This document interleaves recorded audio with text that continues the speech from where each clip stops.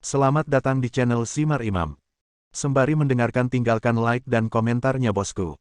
Jangan lupa pasang headset kalian. Siapkan kopi dan camilan. Lupakan pahitnya kehidupan. Mari kita dengarkan sambil rebahan. Bab 516. Ayo kita bicara di rumah kayu. Jinguji Yongye berjalan ke tong dengan kaki telanjang dan menginjak batu. Dia mengambil ember kayu, mengambil mata air pegunungan dari aliran manggis, dan membilas kakinya dengan hati-hati. Kemudian dia menginjak tangga kayu dan masuk ke dalam bangunan kayu.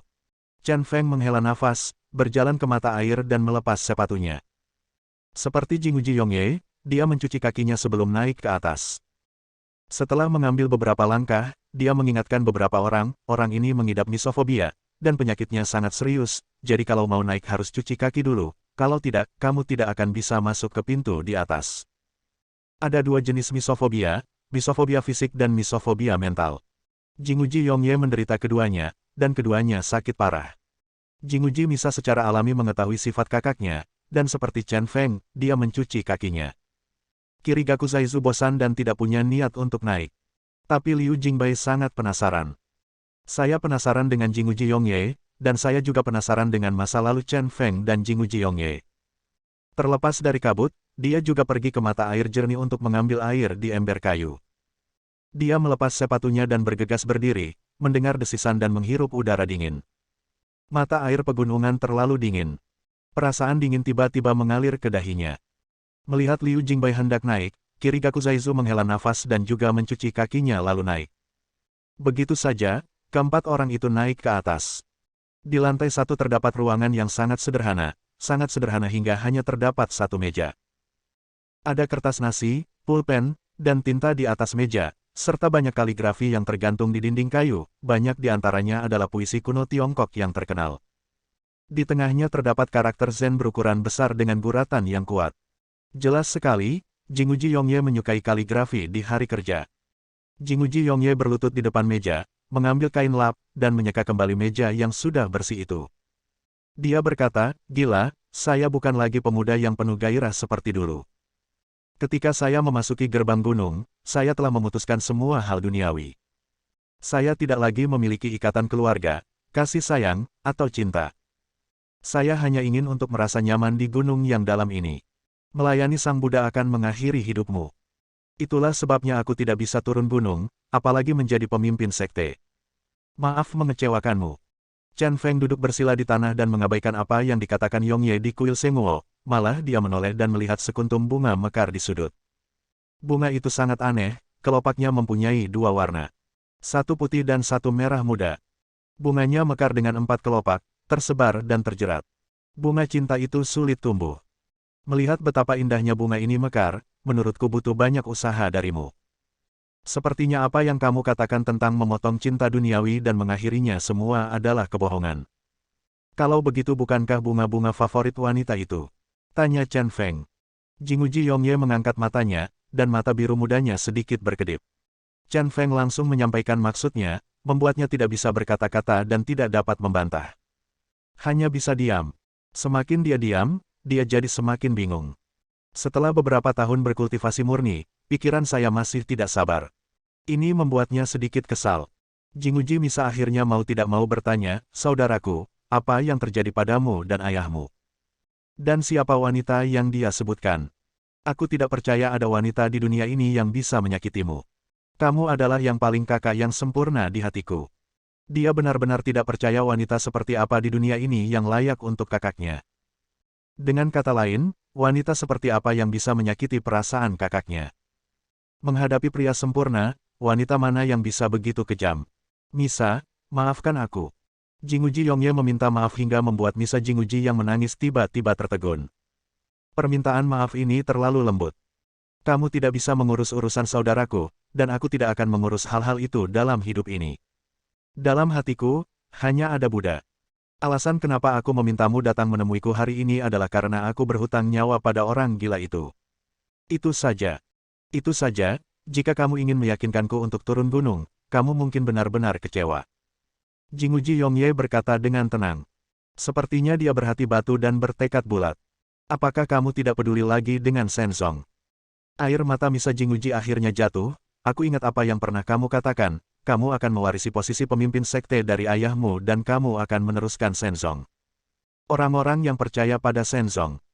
Puluhan ribu dari mereka, apakah Anda akan menyerahkan orang-orang percaya ini kepada kakak laki-laki tertua atau kedua? Apakah Anda mengabaikan ratusan tahun warisan Shenzong? Setelah mendengar kata-kata ini, wajah Jinguji Yongye tanpa ekspresi, tanpa jejak emosi. Tidak ada gangguan. Dia hanya berkata dengan nada tenang, urusan Shenzong tidak ada hubungannya denganku lagi. Tidak peduli siapa kakak tertua atau kedua, itu tidak ada hubungannya denganku. Hati Misa Jinguji terasa dingin. Di masa lalu, tidak peduli apa yang dia katakan kepada kakaknya, dia akan setuju dan sangat menyayanginya. Sekarang aku mohon ampun, tapi kakakku acuh tak acuh. Kalau dipikir-pikir, kakaknya sudah benar-benar mengambil keputusan, tekad ini membuat hatinya sakit. Chen Feng dan Jinguji Misa memiliki pemikiran yang sangat berbeda, orang ini berbicara dengan keras, tetapi bunga cinta telah menunjukkan bahwa orang ini memiliki hati Buddha yang tidak murni dan memiliki hati yang biasa. Setidaknya dalam hubungan antara laki-laki dan perempuan, tidak ada pemutusan hubungan kerja sepenuhnya. Jika kamu benar-benar tidak peduli dengan wanita itu Gong Yuqianlei, maka aku akan menyentuhnya. Sejujurnya, dia telah berkolusi dengan Shenzong untuk menimbulkan masalah di Tiongkok dan merusak negara kita. Saya tidak bisa lagi mentolerirnya. Awalnya, aku berpikir bahwa ketika kamu berada di sini, aku kurang lebih khawatir. Karena kamu tidak ada hubungannya dengan wanita ini lagi, maka aku akan membunuhnya dengan tanganku sendiri. Mata Chen Feng menjadi dingin, dan matanya seluruh tubuh dipenuhi dengan emosi. Niat membunuh yang kuat. Meski Misa Jinguji dan Yanagi Shikaku tidak bisa merasakan aura pembunuh ini, kedua Master Kirikaku Zaizu dan Jinguji Yongye merasakannya dengan jelas. Itu adalah emosi yang mematikan. Mendengar kata-kata Gong Yuqianlei, mata Jinguji Yongye kembali bergetar. Seluruh ekspresinya juga disertai rasa sakit yang luar biasa. Saudaraku, bagaimana wanita yang memiliki keterikatan denganmu bisa menjadi pemimpin sekte bunga? Misa Jinguji membuka matanya karena terkejut. Dia tidak pernah menyangka wanita ini ternyata adalah Gong Yuqianlei, pemimpin sekte Hua. Wanita misterius dan centil itu, wanita yang pernah menggoda kaisar. Jinguji Yongye tidak menjawab, tetapi Chen Feng melanjutkan, juga, seperti yang saya katakan tadi, Shenzong dan Huazong lah yang menyebabkan masalah di Tiongkok. Jika Anda tidak kembali ke Shenzong untuk mengambil alih posisi pemimpin sekte dan menyelesaikan untuk kesalahanmu sebelumnya, maka aku tidak punya pilihan selain menghancurkan Shenzong. Kamu tahu emosiku, dan aku akan melakukan apa yang aku katakan. Setelah mengatakan itu, Chen Feng melirik ke arah Jinguji Yongye. Mata penuh dengan kesempurnaan mutlak. Dia tidak percaya bahwa setelah menghancurkan Shenzong dan membunuh Gong Yuqianlei, orang ini masih bisa duduk diam.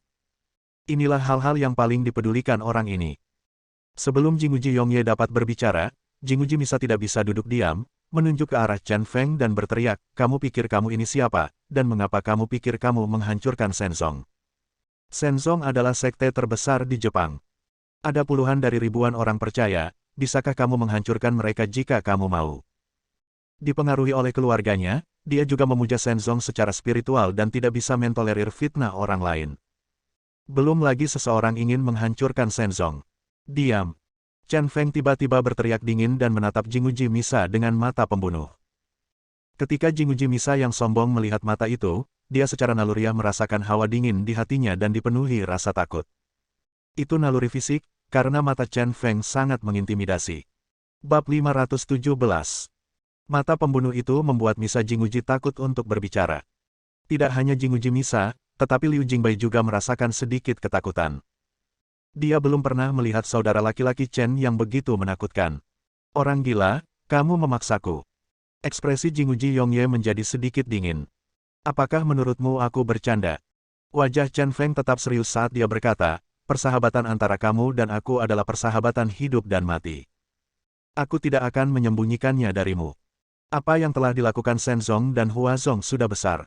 Sesuatu telah terjadi. Shenzong sebenarnya mengirim mata-mata yang telah berada di kerajaan naga selama 40 atau 50 tahun, dan meminta mata-mata itu untuk secara diam-diam mengumpulkan informasi tentang beberapa bos kerajaan naga dan menggantikan mereka. Huazong sebenarnya membantu Shenzong untuk membuat topeng kulit manusia dari orang-orang besar dari kerajaan naga, dan diam-diam menyamarkan orang-orang besar ini. Pada akhirnya, Mereka benar-benar mengangkut orang-orang besar yang digantikan ke negara Wei melalui laut. Seperti ini. Apa menurutmu itu kecil benda atau benda besar? Mendengar ini, Jinguji Yongye menunjukkan ekspresi terkejut. Jika benar seperti yang dikatakan Chen Feng, maka Shenzong sedang melakukan sesuatu yang sangat berbahaya. Dia benar-benar tidak mengerti mengapa Shenzong melakukan ini. Ia bahkan tidak mengerti mengapa Gong Yuqianlei ingin membantu ayahnya, Jinguji Changkong. Tahukah Anda, setelah dia putus dengan ayahnya, Huazong dan Shenzong tidak lagi berhubungan satu sama lain. Sekarang kedua sekte tersebut bekerja sama untuk melakukan hal yang mengerikan tersebut, nampaknya ada implikasi luas di baliknya. Melihat Jinguji Yongye terdiam untuk waktu yang lama, Chen Feng melanjutkan, kamu berada di gerbang gunung ini tanpa informasi, dan ada beberapa hal yang belum kamu ketahui.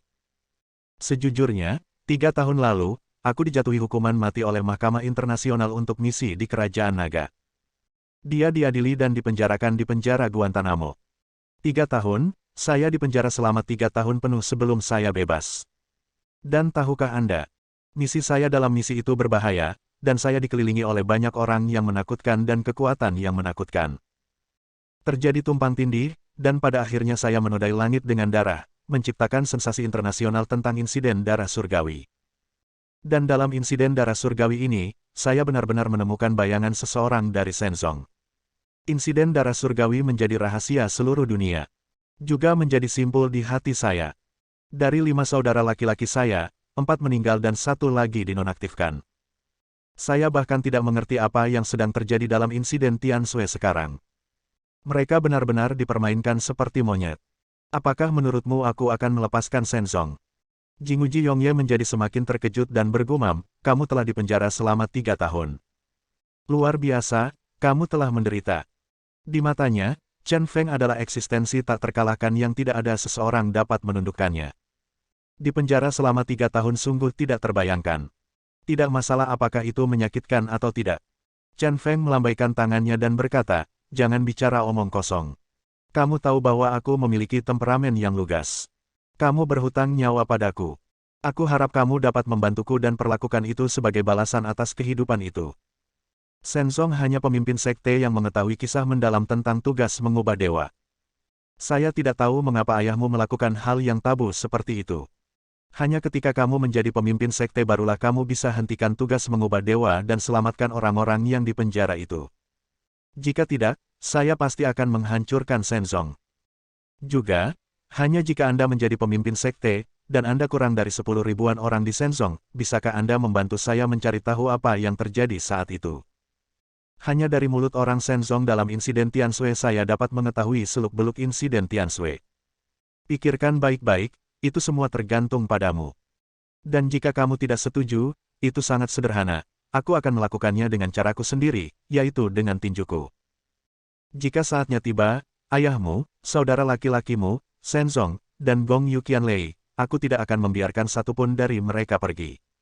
Apakah orang-orang ini hidup atau mati tergantung pada keputusanmu. Sebelum datang ke negara Wei, dia sudah berpikir untuk membiarkan Jinguji Yongye keluar dari gunung. Jika tidak, Kirigaku Zaizang tidak akan diizinkan datang ke kuil Qingquan. Jinguji Yongye adalah sosok yang sangat penting, begitu dia bisa membantunya menjadi pemimpin sekte, banyak misteri di kepalanya akan terjawab. Terlebih lagi, ini juga cara terbaik untuk menangani misi ini. Tangan Jinguji Yongye yang memegang kain itu gemetar. Kali ini, dia benar-benar didorong ke tepi tebing oleh Chen Feng. Chen Feng bukanlah pembohong, dan semua yang dia katakan sangatlah penting. Saya benar-benar tidak menyangka Shenzong akan terlibat dalam begitu banyak peristiwa besar. Jika dia tidak setuju, dia tidak hanya tidak bisa membalas kebaikan Chen Feng yang menyelamatkan nyawanya, tetapi dia juga harus menyaksikan bencana berdarah terjadi di depan matanya. Benarkah mengamalkan ajaran Buddha hanyalah tentang bersembunyi dari dunia dan berdiam diri, dan bukan menyelamatkan diri dari kematian? Hatinya terguncang. Liu Jingbai merasa tertekan ketika mendengar hal tersebut, ternyata Chen Feng memiliki banyak hal di dalam hatinya. Sayang sekali dia tidak dapat membantu Chen Feng membagikan hal-hal ini. Jinguji bisa tercengang semua yang dikatakan Chen Feng adalah masalah besar. Dia tidak lagi ragu bahwa pria ini benar-benar dapat menghancurkan Shenzong. Melihat Jinguji Yongye ragu-ragu, Chen Feng tiba-tiba berdiri dan berjalan ke arah tulisan di dinding. Itu adalah puisi yang ditulis dengan kuas, kembali ke taman dan hidup di ladang, oleh Tao Yuanming, seorang penyair besar dari dinasti Jin Timur. Dia menarik puisi itu dan mendengus dingin, kamu sangat menyukai peradaban kerajaan naga dan banyak membaca buku-buku Tiongkok.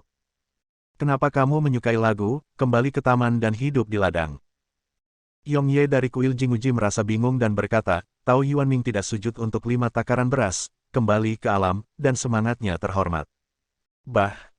Chen Feng meludah, lalu berkata, Tao Yuanming pergi ke Pengze untuk menjadi hakim daerah, tetapi karena dia tidak mau menyenangkan atasannya, dia mengundurkan diri dari jabatannya dan mengasingkan diri. Sepertinya dia mengagumkan karena kebenarannya, tetapi sebenarnya dia egois. Pernahkah Anda memikirkan tentang itu? Tao Yuanming bisa saja menjadi pejabat yang baik dan membuat masyarakat di daerah itu hidup dan bekerja dengan damai dan puas, tapi dia mengundurkan diri karena dia tidak ingin tersanjung. Masyarakat Pengze telah kehilangan hakim daerah yang baik. Di masa depan, kemungkinan besar hakim daerah yang baru akan menjadi orang biasa. Saya bahagia untuk sementara waktu, pensiun ke Nanshan, dan merasa nyaman sendirian, tetapi orang-orang di daerah itu menderita. Begitukah seseorang yang layak dikagumi? Selama berabad-abad, mereka yang memuja Tao Yuanming tidak tahu apa itu dedikasi yang sebenarnya. Orang-orang yang menyembunyikan diri dari istana adalah orang-orang yang benar-benar mengagumkan yang berani terjun ke pusaran kebenaran dan salah dan benar-benar melayani orang lain. Mereka yang mencari kesejahteraan. Dan mereka yang dengan bijak melindungi diri mereka sendiri dan menghargai bulu mereka sendiri adalah orang-orang yang berpenampilan baik dan terdengar bagus, tetapi mereka tidak dapat mengisi perut rakyat jelata. Benar sekarang. Anda dapat memilih untuk menjadi biksu. Anda mengabdi pada apa yang disebut Buddha, menjalani kehidupan tenang Anda, dan bertarung sampai mati di luar, itu tidak ada hubungannya dengan Anda. Hanya dengan melakukan ini, apakah Anda layak dipercaya orang-orang Shenzong dan orang-orang yang kamu sayangi? Jinguji Yongye hatinya bergetar. Tao Yuanming yang selama ini ia kagumi ternyata dikatakan tidak berharga oleh Chen Feng. Tapi sekarang, saya merasa apa yang dikatakan Chen Feng sepertinya masuk akal. Melihat emosinya hampir hilang, Chen Feng memanfaatkan situasi tersebut dan berkata, kamu belum memutuskan hubungan duniawi sama sekali. Duduk di sini, kamu masih tidak suci. Bagaimana kamu bisa melayani Buddha dengan hati yang murni? Karena tidak murni, maka potonglah. Akan lebih terhormat jika Anda benar-benar mengesampingkan semua hal yang Anda khawatirkan, dan kemudian kembali melayani Sang Buddha. Dalam 3 hari, saya akan pergi ke lembah Dewa Bunga secara langsung. Jika kamu tidak datang, aku akan membunuh Gong Yuqianlei. Setelah mengatakan itu, Chen Feng keluar dari kamar terlebih dahulu. Segala sesuatu yang perlu dikatakan telah dikatakan. Keputusan apa yang diambil orang ini pada akhirnya hanya dapat dilihat dalam 3 hari. Bab 518. Setelah Chen Feng pergi, Liu Jingbai dan Kirikaku Zaizu tentu saja tidak punya alasan untuk tinggal. Keduanya bangkit satu demi satu dan mengikuti Chen Feng. Jinguji Misa sedikit enggan untuk pergi, dia sudah bertahun-tahun tidak bertemu dengannya dan hanya ingin tinggal bersama kakaknya lebih lama. Misa, kenapa kamu datang ke kuil Qingquan bersama Chen Feng hari ini?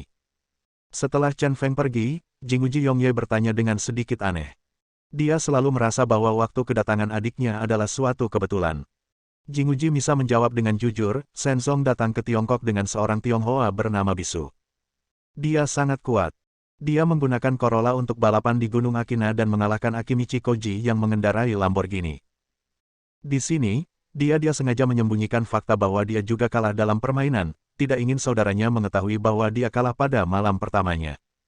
Corolla mengalahkan Lamborghini. Jinguji Yongye selalu bertanya-tanya apakah adiknya berbicara omong kosong.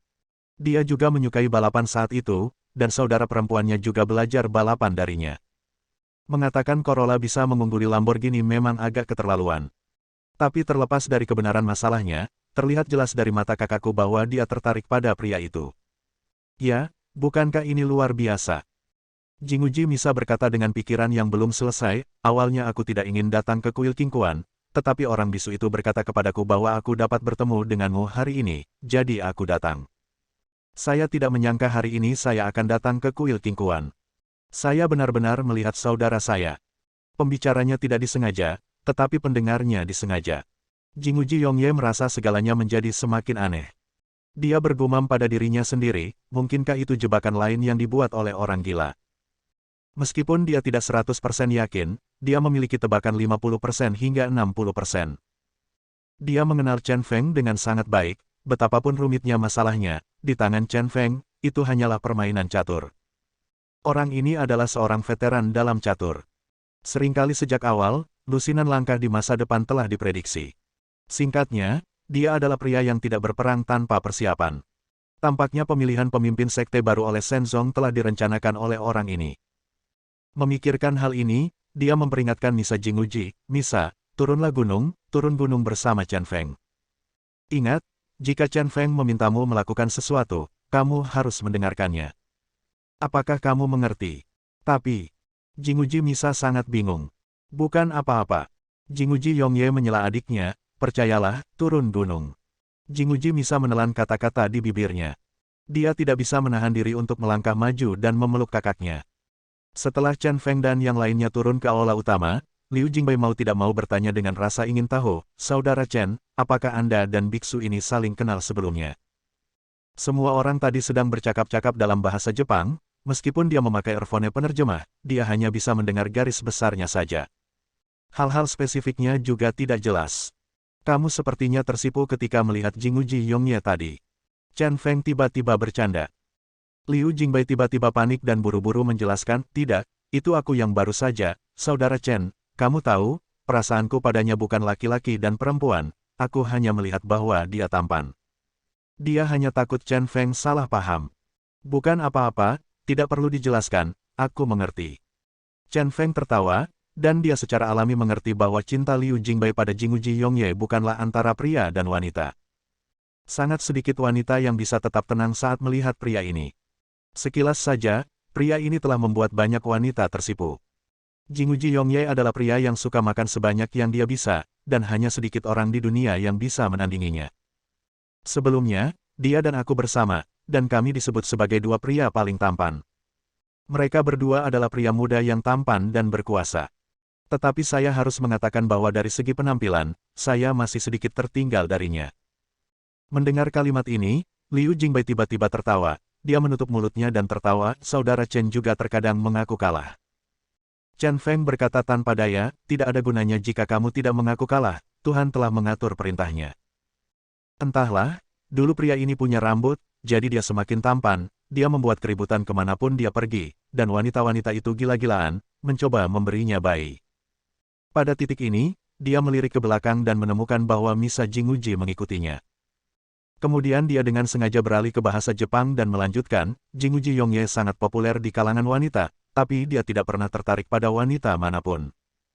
Keperawanan adalah sesuatu yang dirindukan banyak wanita. Tapi kemunculan seorang wanita benar-benar mengubah hidup Jinguji Yongye. Mendengar Chen Feng menceritakan kisah kakaknya, Jinguji Misa berlari beberapa langkah dan mengikutinya. Chen Feng melanjutkan, wanita ini tidak lain adalah Gong Yuqianlei, seorang wanita yang sangat terkemuka, tidak hanya kepala sekte Hua adalah seorang wanita yang memadukan penampilan, sosok dan temperamen. Ia juga menjadi incaran ribuan pria. Konon Kaisar Jepang pernah jatuh cinta pada Gong Yuqianlei. Seorang pria yang luar biasa hingga ekstrim, dan seorang wanita yang merupakan wanita tercantik di dunia. Keduanya jatuh cinta dengan sangat cepat, dan mereka jatuh cinta sampai mati. Saya pikir mereka akan menjadi pasangan dewa yang membuat iri semua orang, tetapi ketika identitas Gong Yuqianlei terungkap, hubungan ini menjadi sumber rasa sakit untuk malam abadi kuil Jingu. Apa identitasnya? Liu Jingbai bertanya dengan cemas. Jinguji Misa di samping juga menajamkan telinganya. Chen Feng menghela nafas dan berkata, maaf, saya menemukan rahasia ini. Karena saya memiliki persahabatan seumur hidup dengan Jinguji Yongye, dia memperkenalkan wanitanya kepada saya, dan sekilas saya jatuh cinta padanya, lalu saya mengungkap sebuah rahasia dari Gong Yuqianlei. Saya menemukan bahwa Gong Yuqianlei bukanlah seorang gadis berusia 20-an, tetapi seorang wanita tua yang telah hidup lebih dari 50 tahun. Lebih dari 50 tahun. Liu Jingbai terkejut. Jinguji Misa melompat ke depan Chen Feng dan berkata dengan tidak percaya, bagaimana mungkin? Saya telah melihat wanita itu. Dia tampak seperti baru berusia 20-an. Kulitnya sangat putih dan lembut, dan rambutnya sangat hitam. Bagaimana mungkin? Apakah dia berusia 50-an? Dia hanya bertemu Gong Yuqianlei sekali, dan terkesan dengan temperamen dan penampilannya. Namun, dia jelas-jelas seorang gadis berusia 20-an, jadi mengapa dia menjadi wanita tua berusia 50-an? Chen Feng menjelaskan, Anda tidak perlu mempertanyakan ini, dia sudah mengakuinya.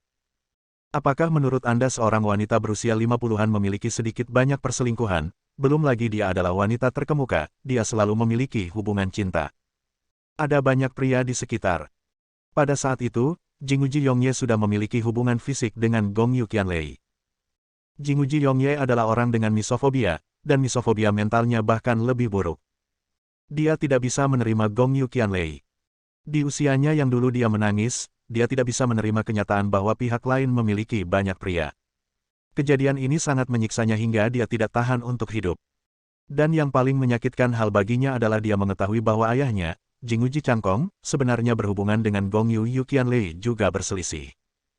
Setelah mengetahui kejadian ini, Jinguji Yongye benar-benar pingsan, dan kemudian putus dengan ayahnya dan menjadi seorang biksu. Sederhananya, dia juga disalahkan atas penyebab kejadian tersebut. Jika dia tidak menemukan kebenaran tentang pertumbuhan Qianlei Gong Yu yang terbalik, dia tidak akan menyebabkan banyak masalah. Mustahil. Bagaimana bisa seperti ini? Jinguji Misa benar-benar tercengang.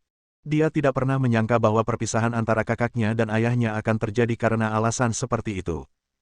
Bab 519. Percaya atau tidak, inilah faktanya. Kata Chen Feng tegas, karena dia adalah saksi dari kejadian tersebut.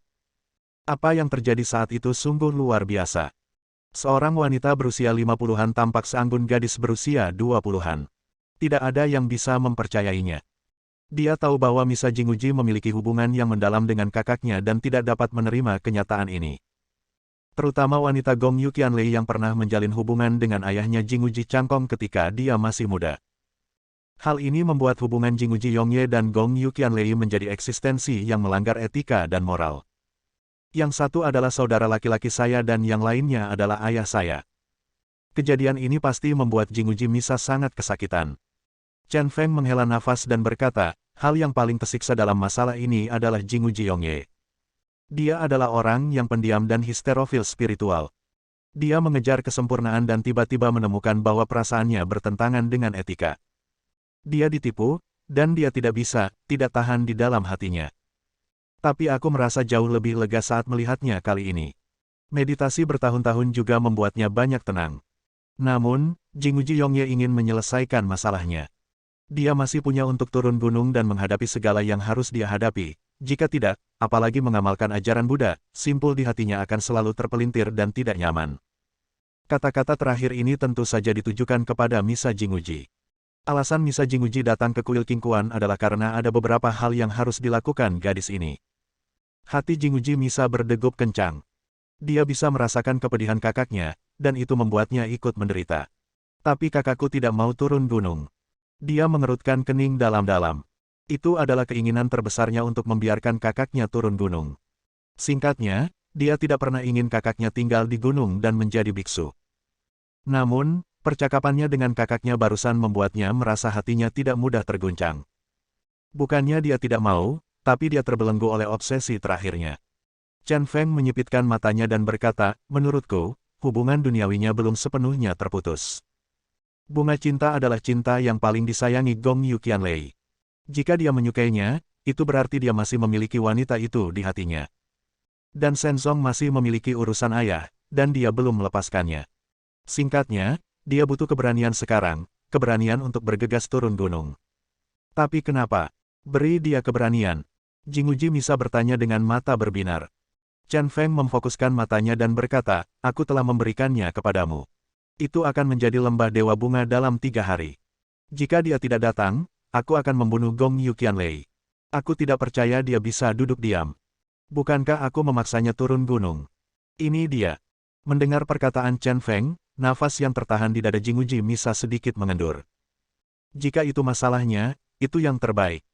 Dia tiba-tiba teringat sesuatu dan berkata dengan gelisah, tetapi Shenzong akan mencalonkan penggantinya dalam 2 hari.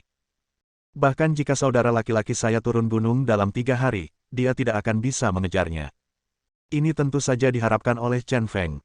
Dia tertawa berkata, kamu bilang itu nominasi, dan nominasi itu tidak mengharuskan Jinguji Yongye hadir. Tapi dari semua pelindung sekarang, tidak ada yang mau mencalonkan saudaraku. Jinguji Misa berkata tidak sabar. Chen Feng berkata dengan penuh arti, jangan khawatir tentang ini. Saya punya cara agar salah satu pelindung mencalonkan Jinguji Yongye, dan saya juga punya cara untuk menjadikan Jinguji Yongye sebagai pemimpin sekte. Kuncinya adalah Anda juga perlu membantu. Bolehkah saya membantu? Jinguji Misa tertegun, mungkin Anda tidak mengetahui situasi Shenzong saat ini. Shenzong sekarang memiliki 4 wali untuk menghidupi kakak laki-laki tertua, 3 wali untuk menghidupi saudara laki-laki kedua, dan seorang pria Tionghoa memegang 2 kartu wali, juga mendukung kakak laki-laki itu, dan sekarang kakak laki-laki itu dapat mengatakan bahwa dia yakin akan kemenangan. Ada 2 wali yang awalnya mendukung kakak laki-laki Yongye, tetapi saya mendatangi mereka dan mereka mengatakan itu kecuali kakak laki-laki Yongye turun, mereka tidak akan berubah pikiran dengan gegabah. Jadi, sekarang tidak ada yang mencalonkan saudara Yongye, dan tidak mungkin bagi saudara Yongye untuk menjadi pemimpin sekte. Tidak peduli bagaimana Anda melihatnya saat ini, tidak ada kemungkinan bagi Yongye untuk menjadi pemimpin sekte kuil Jinguji. Saya baru saja berkata, biarkan saya mencari solusi untuk nominasi. Chen Feng tampak serius dan berkata kepada Jinguji Misa, ada pepatah lama di Tiongkok, yaitu, kiki dan kerang saling bertarung, dan nelayan mendapat keuntungan. Yang saya inginkan sekarang hanyalah apa yang Anda katakan, apakah Anda bersedia membantu Jinguji Yongye? Pertanyaan ini benar-benar membingungkan Jinguji Misa. Bukannya dia tidak mau, hanya saja sangat aneh jika ada seseorang yang menanyakan pertanyaan ini. Dia pun teringat perkataan kakaknya dan berkata pada dirinya sendiri untuk mendengarkan pria ini. Setelah memikirkannya, dia mengalihkan pandangannya dan berkata dengan tegas, katakan padaku, selama aku bisa menjadikan saudara Yongye sebagai master sekte, aku akan melakukan apa saja. Dengan sedikit kegembiraan, Chen Feng berkata, misimu hanya satu hal, tidak peduli metode apa yang digunakan, Matsumoto Jun harus dibuat mengkhianati Jinguji Jirai dan bergabung dengan faksi Jinguji Harumi. Biarkan Matsumoto Jun memberontak. Jinguji Misa menatap Chen Feng dengan heran. Menurutnya, hal ini hampir mustahil. Terlebih lagi, dia tidak dapat melihat manfaat apa yang akan didapat dari hal ini bagi saudara Yongye. Ya, Chen Feng berkata lagi, mengenai metode apa yang akan digunakan, itu terserah Anda. Saya hanya ingin mengingatkan Anda bahwa Anda dapat memberitahu dia bahwa selama dia memberontak, Jinguji Yongye akan muncul pada hari pemilihan Sengwon, dan mungkin dia akan menjadi pemimpin sekte. Adapun bagaimana meyakinkan dia tentang kata-katamu, itu tergantung pada kemampuanmu. Setelah memikirkannya, Jinguji Misa mengertakkan gigi dan bertanya, apakah ini benar-benar membuat kakak Yongye menjadi pemimpin sekte? Chen Feng tidak mengatakan apa-apa, dan hanya mengangguk acuh tak acuh. Oke, serahkan masalah ini padaku. Jinguji Misa setuju, tidak sepenuhnya mempercayai Chen Feng, tapi mempercayai kakaknya. Saudara Yongye menyuruhnya melakukan apa yang dikatakan Chen Feng, jadi dia harus mencobanya. Oke, kalau begitu aku serahkan padamu. Chen Feng bertanya lagi, siapa orang yang paling dipedulikan TPI Koike? Meskipun dia tidak mengerti mengapa Chen Feng bertanya, Misa Jinguji tetap berkata jujur, TPI Koike memiliki seorang putra kecil yang baru berusia 11 tahun. Koike TPI sangat menyayanginya. Mengapa kamu menanyakan hal ini? Tentu saja berhasil. Chen Feng terkekeh dan berkata kepada Kirigaku Zaizu yang bosan, sialan. Waria, aku memintamu untuk datang ke negara Jepang. Kamu di sini bukan untuk menikmati gunung dan sungai. Aku memberimu tugas untuk menculik putra bungsu Koike TPI. Tapi jangan sakiti dia. Bagaimanapun, dia hanyalah seorang anak kecil. Pada saat itu, hanya satu yang tersisa. Tulis saja catatan berikutnya, bergabunglah dengan Harumi Jinguji, di catatan itu. Kirigaku Zaizu berkata dengan ekspresi putus asa, sungguh, bagaimana kamu bisa membiarkan aku melakukan hal seperti penculikan? Liu Jingbai. Chen Feng tidak memaksakan diri, tetapi menatap Liu Jingbai. Liu Jingbai mengangguk dan tiba-tiba mengerti apa yang harus dilakukan. Dia berteriak pada Kirigaku Zaizu, apakah kamu pergi atau tidak? Kata-kata saudara Chen adalah kata-kataku. Apakah kamu mendengarkan? Aku tahu. Kirigaku Zaizu berkata dengan sedih, memarahi Chen Feng ribuan kali di dalam hatinya. Chen Feng tidak bisa menahan senyum pahit dan menggelengkan kepalanya, mengapa Kirigaku Zaizu ini begitu takut pada Jingbai. Dia mengerti betul bahwa setelah penyerangan dan pembunuhan tadi malam, Jinguji Harumi mengira si bisu itu sudah mati, dan satu-satunya perbedaan antara dirinya dan Jinguji Jirai adalah pelindungnya. Dengan cara ini, dia pasti akan memilih pelindung untuk dimenangkan. Koike TPI yang serakah dan penuh nafsu ini adalah kandidat yang sangat baik. Dia harus membantu Jinguji Harumi dan membantu Jinguji Harumi menciptakan krisis bagi Jinguji Jirai. Snipe dan Kerang berkelahi, membuka jalan menuju malam abadi kuil Jingu. Tentu saja Jingu Jijirai juga akan berhati-hati, dan dia pasti akan memikirkan kelemahan putra Koi KTPI. Jadi penculikan itu tidak mudah, tapi jika Kirigaku Zaizu mengambil tindakan, lain halnya, dia pasti bisa menangkapnya. Bab 520. Setelah melewati aula utama, Jinguji bisa berpisah dengan Chen Feng dan rombongannya. Chen Feng tidak memilih untuk bergegas turun gunung, tetapi datang ke aula utama dan meminta jimat perdamaian. Dia memberikan jimat perdamaian kepada Liu Jingbai dan berkata sambil tersenyum, "Jingbai, meskipun saya sangat berharap Anda akan terbang kembali ke Tiongkok dalam semalam, tetapi saya tahu bahwa Anda memiliki temperamen yang sangat keras kepala dan mungkin tidak setuju. Tetapi perjalanan ini ke Jepang, ini sangat berbahaya, saya hanya khawatir akan mempengaruhi Anda. Kalau begitu bawalah jimat perdamaian ini bersamamu, Saudara Chen harap kamu selamat." Air di Shenzong sangat dalam, sekarang adalah awal permainan, apa yang akan terjadi nanti tidak dapat diprediksi. Yang paling dia khawatirkan saat ini adalah Liu Jingbai, sekali terlibat perkelahian, itu akan sangat berbahaya. Liu Jingbai mengambil jimat perdamaian berbentuk segitiga dan memegangnya dengan hati-hati di tangannya. Dia mengangguk putus asa dan berkata dengan penuh semangat, "Saudara Chen, terima kasih." Bagaimanapun, ini adalah hal pertama yang diberikan Chen Feng padanya. Baginya, ini adalah sesuatu yang sangat penting dan berharga seumur hidup. Kirigaku Zaizu di samping memiliki wajah terkulai, sangat frustrasi. Tidak peduli betapa baiknya dia pada Liu Jingbai tetap tidak menghargainya. Chen Feng baru saja mengirimkan selembar kertas kuning, dan Liu Jingbai sangat tersentuh. Itu sangat tidak adil. Meski tidak adil, namun itu adalah fakta yang tidak dapat disangkal. Mereka bertiga turun gunung dan menyewa suite di sebuah hotel B dan B. Kemudian, Kirigaku Zaizu dikirim untuk menjalankan misi dengan sangat enggan. Hanya Chen Feng dan Liu Jingbai yang tersisa, dan tidak terjadi apa-apa. Liu Jingbai memanfaatkan kesempatan ini dan mengajak Chen Feng berbelanja. Baginya, ini adalah kesempatan untuk berkencan. Jalan-jalan di Kyoto ramai dengan kesederhanaan. Chen Feng dan Liu Jingbai sedang berjalan di jalan batu berkelok-kelok dengan rumah kayu sederhana di kedua sisinya. Di bawah awan putih dan langit biru, bayangan kedua orang itu terbentang sangat panjang, terjalin dari waktu ke waktu. Bersama Chen Feng, hati Liu Jingbai terasa hangat. Seluruh orang itu melompat-lompat, dan kepang hitam tebal di belakangnya yang mencapai pinggangnya juga bergerak-gerak sesuai suasana hati pemiliknya. Ketika seorang gadis kecil pergi berbelanja, makan adalah hal yang wajar. Keduanya seperti kereta kecil, makan dan makan, termasuk roti emas dorayaki, sashimi lezat, dan semangkuk sup miso hangat. Setelah makan hingga perutnya membuncit, Liu Jingbai masih memegang 2 tusuk bola gurita di tangannya. Setelah makan, wajar jika mengambil foto yang indah. Tidak, Chen Feng menjadi fotografer lagi. Dia mengambil ponsel Liu Jingbai dan mengambil banyak momen tersenyum. Di bawah matahari terbenam, di depan izakaya. Dia memiringkan kepalanya dan membuat gerakan lucu.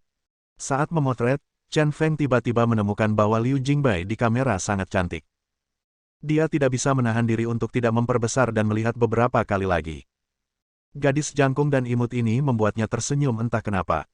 Mereka berdua sedang berjalan, dan tiba-tiba, sebuah biang lala tinggi di kejauhan perlahan berputar. Pada saat itu, mata Liu Jingbai dipenuhi dengan tatapan ajaib. Itulah cahaya kerinduan. Saudara Chen, ayo pergi ke taman hiburan untuk bermain. Liu Jingbai menatap Chen Feng dengan penuh harap. Mata kecilnya tampak seperti anak kecil yang meminta manisan hao. Oke. Dengan tatapan matanya seperti itu, Chen Feng tidak tahan untuk menolak sama sekali. Tidak apa-apa, tetaplah bersama gadis ini dan semoga harimu menyenangkan. Taman hiburan Oshima adalah taman hiburan terbesar di Kyoto. Dari waktu ke waktu, pasangan muda berjalan ke taman bermain sambil berpegangan tangan dan mengenakan hiasan kepala yang lucu. Tidak, Liu Jingbai tampak iri dan membeli 2 hiasan kepala kecil di gerbang. Telinga kucing dipasang di kepalanya, lucu sekali. Sepasang telinga kelinci diletakkan di kepala Chen Feng. Chen Feng, yang penuh dengan semangat maskulin, tidak memiliki cinta saat ini dan hanya merasa seperti seorang gadis. Ketika Liu Jingbai tidak memperhatikan, dia segera melepasnya dan menggantungkannya di lengannya. Liu Jingbai sepertinya sudah menduganya, dia mengeluarkan ponselnya dan menggoyangkannya, tersenyum bangga. Ternyata dia sudah mengambil fotonya. Chen Feng hanya bisa tersenyum dan menggelengkan kepalanya. Keduanya memasuki taman hiburan, dan item pertama adalah komi diputar. Korsel, ini dambaan setiap gadis. Lampu berkedip, musik diputar, dan berputar dan berputar. Setiap kali dia berbalik, Liu Jingbai merasa dia 1 tahun lebih muda. Perlahan, aku kembali ke masa kecilku, tersenyum riang. Senyuman polos itu, untuk sesaat, Chen Feng tertegun. Proyek kedua adalah kapal bajak laut. Sambil mengayun, beberapa gadis berteriak, yang sangat keras. Chen Feng bosan dan tidak mengerti apa yang dia takuti. Terkadang, suasana merupakan hal aneh yang selalu bisa mengendalikan emosi seseorang. Matahari terbenam di barat, dan warna merah sempurna mewarnai cakrawala menjadi merah. Kapal bajak laut menghadap matahari terbenam, dan sinar matahari yang sedikit menyilaukan memperpanjang pemandangan dan emosi. Liu Jingbai hanya merasa itu sangat indah, dan tiba-tiba emosi yang menyentuh muncul di hatinya. Perlahan, kepalanya tidak bisa menahan diri untuk tidak bersandar di bahu Chen Feng. Saat itu, saya sangat bahagia. Selanjutnya, saatnya memainkan proyek seru, roller coaster. Diiringi semburan teriakan, roller coaster tersebut anjlok dari titik tertinggi hingga membuat hati orang serasa melompat keluar dari tubuhnya. Pada saat itu, Liu Jingbai juga ketakutan. Dia menutup matanya dan secara naluriah memegang tangan Chen Feng. Dia hanya menariknya dengan lembut, tapi tiba-tiba, tangan itu diremas erat oleh Chen Feng. Perasaan yang sangat kuat mengalir ke seluruh tubuh Liu Jingbai. Betapa indahnya jika saya bisa ditarik oleh saudara Chen seperti ini sepanjang hidup saya. Dia melupakan rasa takutnya dan melihat ke samping. Rambut Chen Feng tergerai, dan tangan kirinya memegangi kepalanya karena bosan. Mata sipit dan profil tegas itu sungguh menawan. Liu Jingbai sedikit gila melihatnya. Berikutnya, proyek yang lebih menarik, mesin lompat. Melihat kaki banyak orang yang lemah setelah bermain, Liu Jingbai ragu-ragu dan tidak berani melangkah maju. Jangan takut, tidak apa-apa, aku ada di sebelahmu. Dengan kenyamanan Chen Feng, Liu Jingbai mengumpulkan keberaniannya. Kali ini sama, dia berinisiatif memegang tangan Chen Feng. Saat mencapai titik tertinggi, waktu tunggunya nyaris memilukan. Tiba-tiba, tanpa peringatan, semua orang terjatuh. Rasanya seperti hampir mati, pada saat itu Liu Jingbai benar-benar ketakutan. Ketakutan semacam ini bukanlah ketakutan fisik, melainkan ketakutan emosional. Takut kehilangan, takut menyesal. Dia mengumpulkan keberanian yang kuat di dalam hatinya dan berteriak dengan kacau. Chen Feng, aku menyukaimu, dan aku ingin menjadi istrimu. Setelah berteriak, orang itu jatuh ke tanah, begitu pula hatinya. Rasanya semua kotoran telah dibuang dari hatiku, dan aku merasa sangat nyaman. Mata sipit Chen Feng menatap Liu Jingbai dengan sedikit kesedihan. Detak jantung Liu Jingbai berdetak semakin cepat, sebuah dorongan membuatnya tiba-tiba menjulurkan kepalanya dan mencium bibir Chen Feng. Setelah ciuman itu, wajahnya memerah dan dia lari dengan cepat. Kematian tidaklah mengerikan, yang mengerikan adalah penyesalan. Benih-benih cinta sudah bertunas, jika tidak bisa tumbuh dan berkembang, itulah penyesalan yang paling besar. Keberanian perempuan seringkali lebih sulit. Langkah berani Liu Jingbai disambut dengan tepuk tangan dan pujian dari para penonton. Chen Feng juga sedikit terkejut. Di bawah penonton, dia kembali sadar dan meninggalkan tempat duduknya. Apa yang terjadi padaku hari ini? Kenapa aku membiarkan gadis ini bertindak sejauh ini? Dia sendiri tidak memahaminya. Hal paling romantis di sebuah taman hiburan adalah biang lala. Langit menjadi gelap dan seluruh kota menyalakan lampunya. Lampunya berkelap-kelip, bintang-bintang berkelap-kelip, terpantul ke atas dan ke bawah, terjalin dan terpantul. Kincir ria semakin tinggi dan tinggi, memberi orang pemandangan seluruh Kyoto dari atas. Indah sekali. Liu Jingbai menghela nafas, hari ini adalah hari paling membahagiakanku. Setelah mengatakan itu, dia menatap Chen Feng. Chen Feng mengerutkan bibirnya dan menatap Liu Jingbai dengan senyuman menawan. Ya, indah sekali. Saat ini, dia tidak tahu apakah yang dia bicarakan adalah orang atau pemandangan. Bersambung. Nantikan bab selanjutnya bosku.